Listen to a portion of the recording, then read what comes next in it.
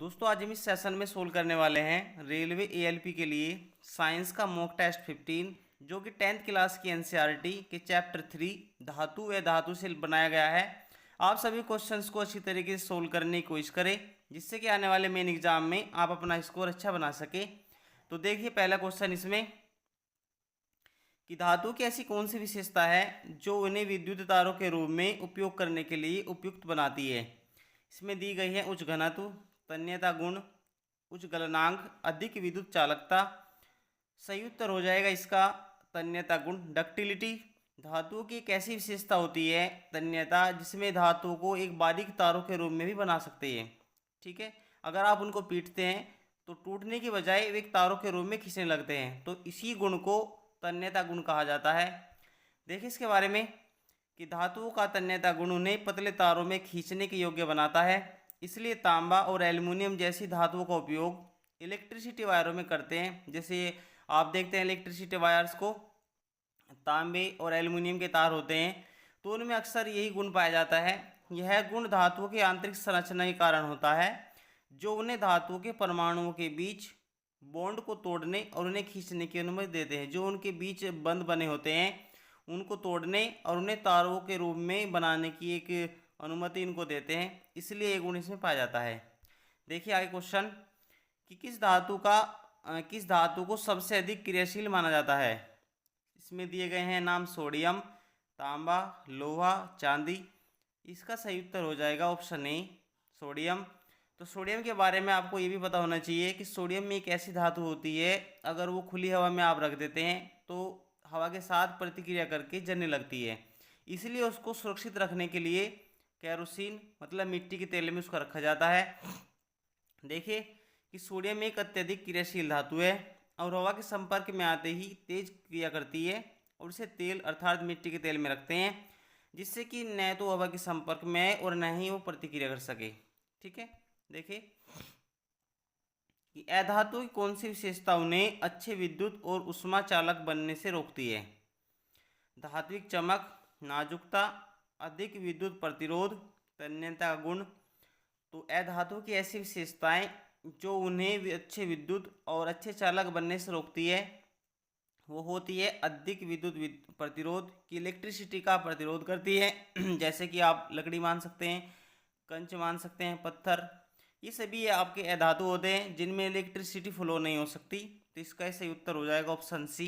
इसके बारे में आप और देख लें कि अधातुओं में विद्युत प्रतिरोध अधिक होता है इसलिए वे विद्युत और उष्मा के अच्छे चालक नहीं होते। कार्बन एक अधातु होने के साथ साथ एक कार्बन का एक अपरूप होता है ग्रेफाइट जो कि अधातु होने के साथ साथ एक विद्युत का अच्छा चालक माना जाता है।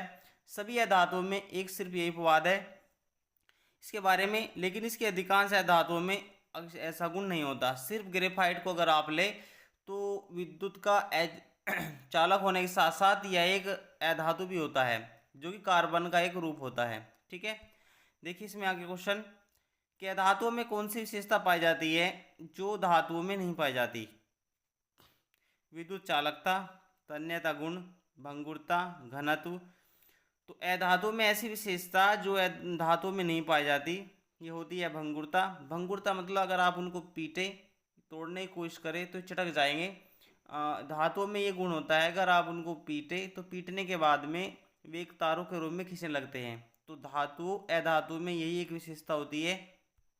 देखिए कि अधातु आमतौर पर भंगुर होते हैं अर्थात वे आसानी से टूट जाते हैं। जब आप उनको प्रेशराइज करेंगे तो ये टूट जाते हैं।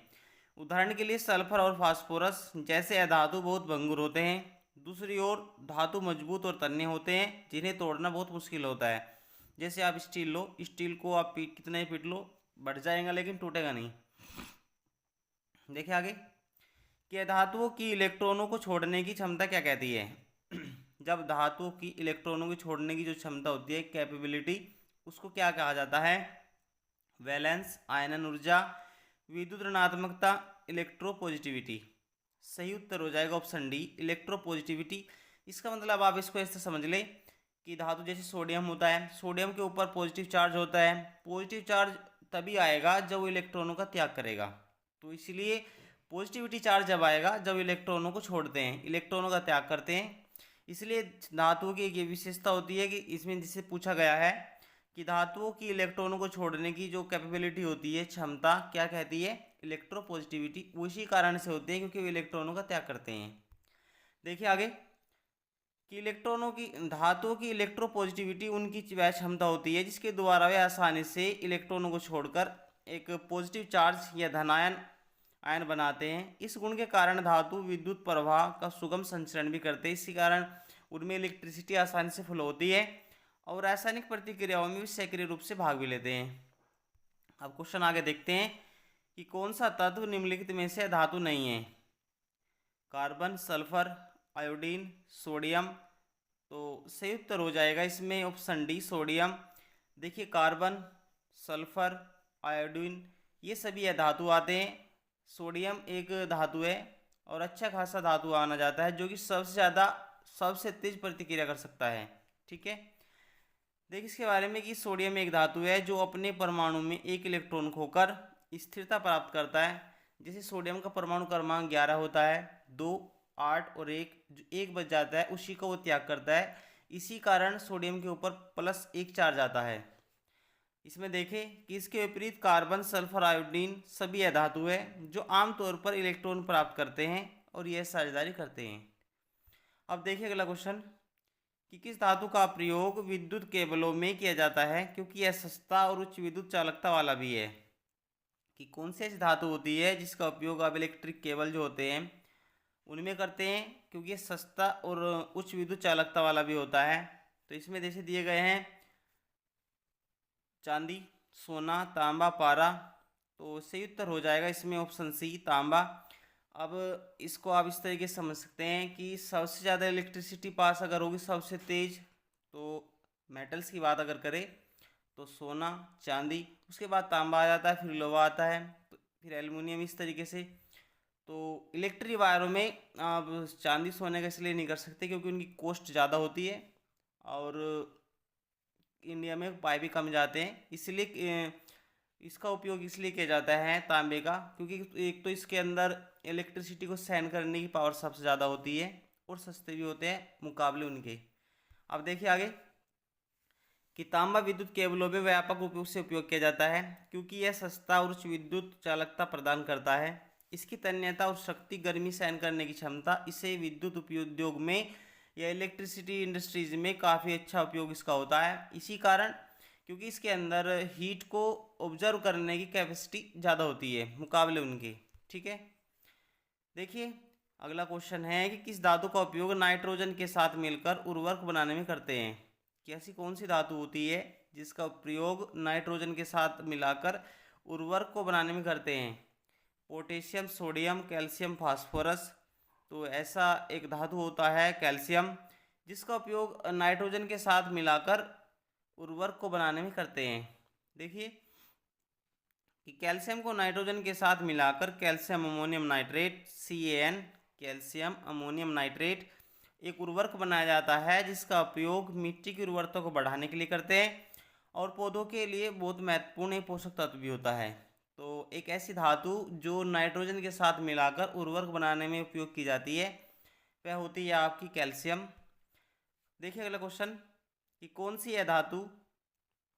सी धातु अधातु के साथ मिलकर अमलगम बनाती है? तो इसमें दिए गए हैं तांबा, पारा, सोना, चांदी। सही उत्तर हो जाएगा इसमें पारा।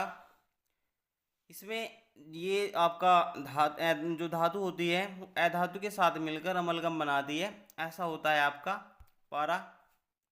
मरकरी बोला जाता है। पारा एकमात्र धातु है जो सामान्य तापमान पर तरल अवस्था में पाया जाता है। तो पारा एक ऐसा धातु होता है जो एक सामान्य टेम्परेचर पर भी तरल अवस्था में पा सकता है। यह अन्य धातुओं के साथ मिलकर अमलगम बनाता है। जैसे डेंटिस्ट जो होते हैं दंत चिकित्सा में पारे का उपयोग अमलगम बनाने के लिए करते हैं जिसका उपयोग दांत भरने के लिए भी कर सकते हैं। ठीक है, अगर आप बात करें धातु की कौन सी ऐसी धातु जो द्रव अवस्था में पा जाती है तो आपकी होती है बोरियम। ये एक ऐसी धातु होती है ब्रोमीन, एक ऐसी अधातु होती है ब्रोमीन जो कि द्रव अवस्था में पा सकती है। धातुओं में बात करें तो पारा Hg, अगर बात करें अधातुओं में तो ब्रोमीन एक ऐसी धातु होती है जो तरल अवस्था में होती है। ठीक है, देखिए अगला क्वेश्चन कि कौन सी धातु बहुत अधिक तन्य होती है और पतली चादर में परिवर्तित की जा सकती है। देखिए इसमें लोहा, एल्युमिनियम, जस्ता, सोना। तो सही उत्तर हो जाएगा इसमें सोना। सोना एक ऐसा धातु होती है, ऐसा मेटल होता है गोल्ड, जो बहुत अधिक तन्य होती है और पतली चादर के रूप में भी उसको बदल सकते हैं। ठीक है, कि सोना सबसे अधिक तन्य धातु है जिससे बहुत पतली चादर लगभग 1 माइक्रोमीटर मोटाई में बदल सकते हैं इसको। 1 माइक्रोमीटर 10⁻³ की मोटाई के बराबर इसको बना सकते हैं। इस गुण के कारण सोने का उपयोग आभूषणों और विद्युत संपर्कों में कर सकते हैं। इलेक्ट्रिसिटी वायर में इसका उपयोग नहीं कर सकते, लेकिन कहीं कहीं इसका उपयोग कर सकते हैं। एक स्मॉल टाँके बनाने में भी इसका इस्तेमाल करते हैं। इसलिए क्वेश्चन आगे देखें कि धातुओं के लिए निम्नलिखित में से कौन सा युग्म सही मेल है। जैसे घनत्व कम, अब तो बताना है कि धातु का कौन सा सही मेल इसमें दिया गया है। जैसे धातुओं के घनत्व की बात करें तो कम होता है, विद्युत चालकता कम होती है। दूसरा, तन्यता गुण उच्च होता है, धात्विक चमक कम होती है। आगे है तन्यता गुण उच्च होता है, विद्युत चालकता भी उच्च होती है। भंगुरता उच्च और तन्यता गुण उच्च होता है। तो इसका सही उत्तर हो जाएगा ऑप्शन सी। देखिए जो धातु होते हैं, मेटल्स होते हैं, उनमें आपका डक्टिलिटी या तन्यता गुण काफ़ी हाई लेवल का होता है, क्योंकि उनको महीन तारों के रूप में आप बना सकते हैं। उसी के साथ ये इलेक्ट्रिसिटी कंडक्टर भी काफ़ी अच्छे होते हैं। इलेक्ट्रिसिटी इनमें इजीली फ्लो भी हो सकती है, इसलिए विद्युत चालकता इनकी काफ़ी ऊंची होती है। यही कारण इसका सही हो जाएगा, इसलिए उत्तर सी इज द राइट आंसर। देखिए इसके बारे में कि धातुओं में उच्च तन्यता गुण होता है, यानी वे पतले तारों के रूप में खींचे जा सकते हैं। इसके साथ ही धातुओं की विद्युत चालकता भी उच्च होती है, जो उन्हें विद्युत उपकरणों के रूप में उपयुक्त बनाती है। ठीक है, अब देखते हैं अगला क्वेश्चन कि किस धातु का उपयोग थर्मामीटर में करते हैं। सोडियम, पारा, एल्युमिनियम, तांबा। तो एक ऐसी धातु जो थर्मामीटर में इसका उपयोग किया जाता है, पारा होती है मरकरी। इसका आप रासायनिक संकेत को याद रख सकते हैं, Hg से इसको रिप्रेजेंट करते हैं।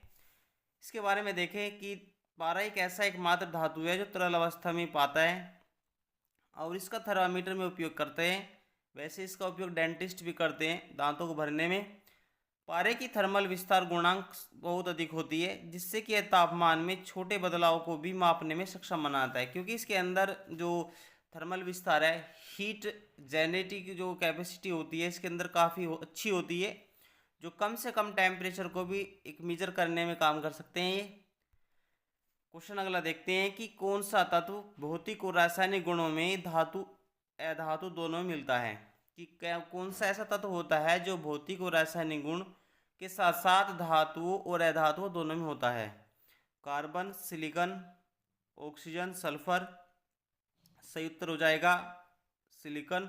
सिलिकॉन एक अर्धचालक होता है जो कि धातु अधातु दोनों गुणों को प्रदर्शित करता है और जिसके अंदर आपके भौतिक और रासायनिक गुण मिले होते हैं। ठीक है, देखिए कि सिलिकॉन एक मेटलॉइड है, अर्धचालक होता है ये, जिसमें धातु और अधातु दोनों के गुण होते हैं।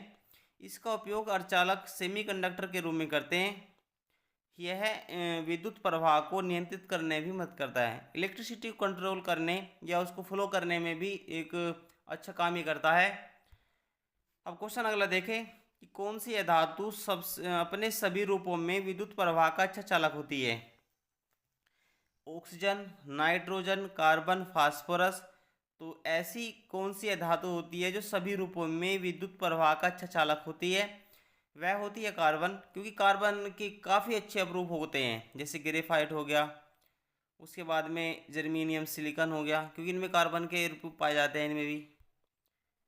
इसमें देखिए कि कार्बन का ग्रेफाइट एक विद्युत, देखो ग्रेफाइट जो होता है वो एक धातु होने के बावजूद भी इलेक्ट्रिसिटी का अच्छा चालक माना जाता है, जबकि इसके अन्य रूप जैसे हीरा हो गया विद्युत चालक नहीं होते।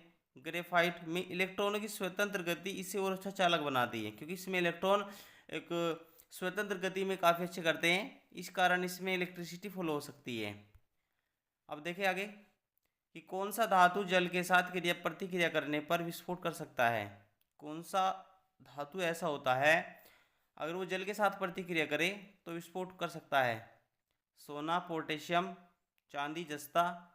सही उत्तर हो जाएगा ऑप्शन बी पोटेशियम। इसका परमाणु क्रमांक 19 होता है। इसको कैसे प्रदर्शित करते हैं? ये एक ऐसा धातु होता है जो जल से प्रतिक्रिया करने पर विस्फोट कर सकता है। देखिए इसमें कि पोटेशियम एक अत्यधिक प्रतिक्रियाशील धातु है जो पानी के साथ तेज प्रतिक्रिया करके हाइड्रोजन गैस उत्पन्न करती है और यह प्रतिक्रिया इतनी तेज होती है कि अक्सर विस्फोट हो सकता है। इस कारण पोटेशियम को सुरक्षा के लिहाज से कड़े प्रावधानों के साथ संभाल कर रखा जाता है जिससे कि रिएक्शन ना कर पाए। क्वेश्चन अगला देखते हैं कि कौन सी धातु हवा के संपर्क आने पर अपने आप जलने लगती है? सोडियम, तांबा, लोहा, मैग्नीशियम। तो ऐसी धातु हो सकती है सोडियम जो हवा के संपर्क में आने पर स्वयं जलने लगती है। उसको इससे बचाने के लिए ही केरोसिन मतलब मिट्टी के तेल में रखा जाता है। देखिए सोडियम एक अत्यधिक क्रियाशील धातु है जो हवा के संपर्क में आते ही तेज प्रतिक्रिया करती है। इस प्रतिक्रिया के दौरान उत्पन्न गर्मी के कारण सोडियम अपने आप जलने लगती है।